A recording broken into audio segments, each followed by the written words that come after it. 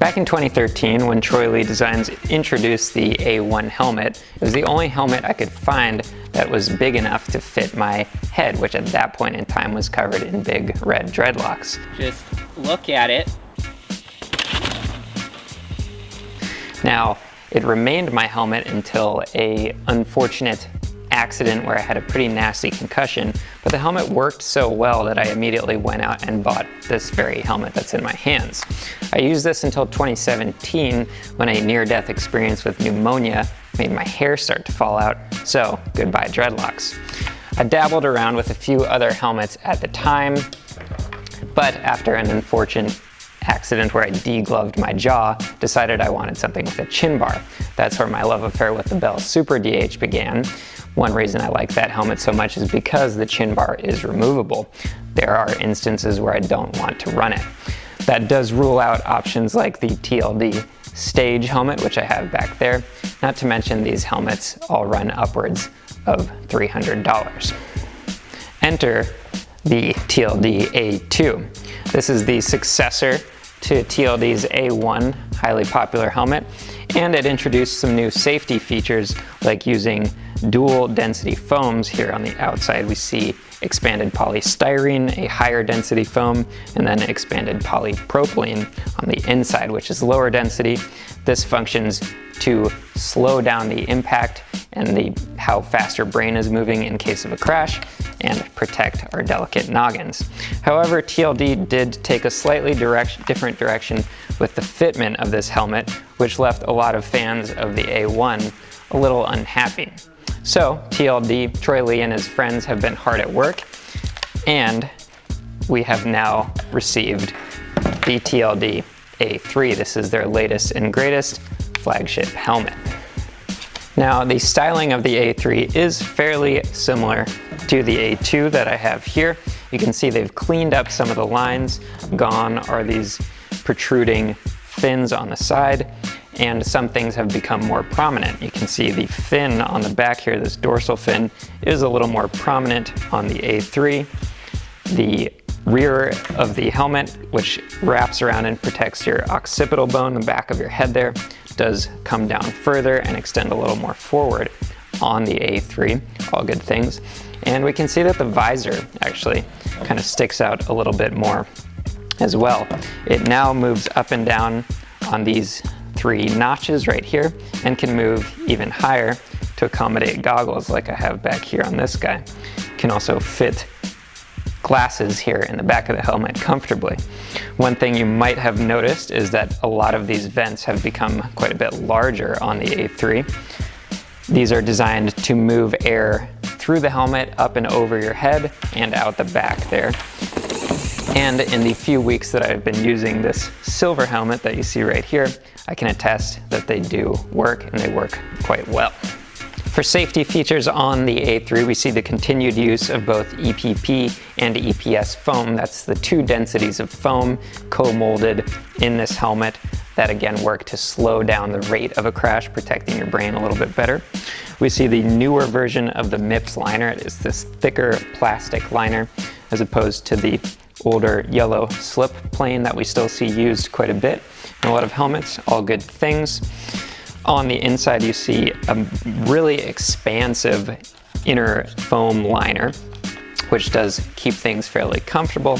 However, if you're finding that it's creating hot spots or anything else, Troy Lee has included different areas where you can actually trim down the liner to your desired fit. You can see on my helmet in my left hand, I've done that a little bit. The liner is made out of ecstatic foam, which is antimicrobial and does resist odors. It helps wick your sweat away. Speaking of sweat wicking, one feature that TLD has introduced is this little foam strip that you can see here, and that's designed to sit on your brow and help keep sweat from dripping down onto your eyes. Again, if it's not something you like, it has a nice adhesive that comes off without leaving any residue. And if it is something you like, they've actually included 2 of the 2 extra ones of these, so you can replace it when the time comes. Speaking of extras, they also include an entire extra liner, which is pretty awesome. Now, if you've used TLD's helmets in the past, you might have experienced these liners to sort of fall apart a little quicker than you might have liked. I have gotten word from TLD that that is no longer the case. They've adjusted the manufacturing of those, and they should last you a lot longer. Either way, you get 2 with each helmet. They are slightly different densities, so you can play around with that a little bit. The strap system on the A3 has also been revised. They have now implemented the fidlock buckle, which, if you're not familiar with, uses magnets and a clever latching mechanism to allow you to easily put this thing on even if you've got thicker gloves on. That's an improvement from the A2's old style buckle.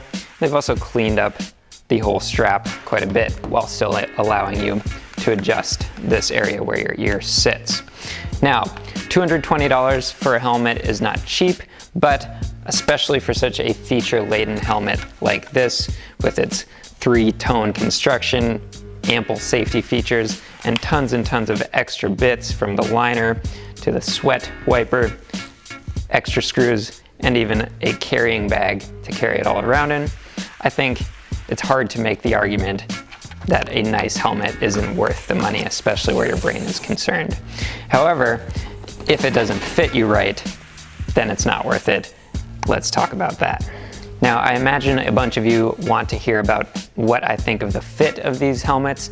I have seen some differing opinions going around. The word from TLD's people is that the A3 is based more on the A1, so I will just say one quick disclaimer. Everyone's head is different. I urge you to try these on if you're able. If not, we, for example, do offer free return shipping on apparel and protection. You can take advantage of that. Your helmet is something you want to fit right, so give it a go before you take it out on the trail. Now, my opinion, from a just visual standpoint, it's sort of fairly easy to tell that the A2 here in the middle is a little bit more oblong than the bowl-shaped A1 and even the A3, which definitely has sort of this nice bowl shape in there. In terms of how it feels, I find the A3 and the A1 to feel very similar, very comfortable, with the A3 wrapping around my head a little more, feeling like it's kind of cradling my head more than the A1, which makes sense. The back end wraps down more than the A1 did. I get these uncomfortable hot spots on the A2, which come from this part of the helmet back here, and I do find that the A2 is not my favorite fit. It wasn't something that I purchased and that I liked. Now, again, everyone's head is a little bit different, so do give them a try, but I have found that Troy Lee's marketing campaign of a helmet so comfortable you never have to take it off is true. I like it quite a bit. Again, you can, if you think it's pretty good, you can play around with the liner itself, cut out different portions, see what you like. And if you're not that sweaty of a person, you can also remove that sweat liner. So there are a lot of options. You can move this ratchet strap up and down 3 different positions, and of course, tighten it down once it's on your head. Now, like I said, try it out, see what you think. I personally am all about this helmet, and it's become a staple in my biking wardrobe. Safety first. If it's something you have any more questions about, do feel free to let us know in the comments below. You can also always give us a call at 844-FANATIC or shoot us an email at sales@fanaticbike.com. We're happy to help.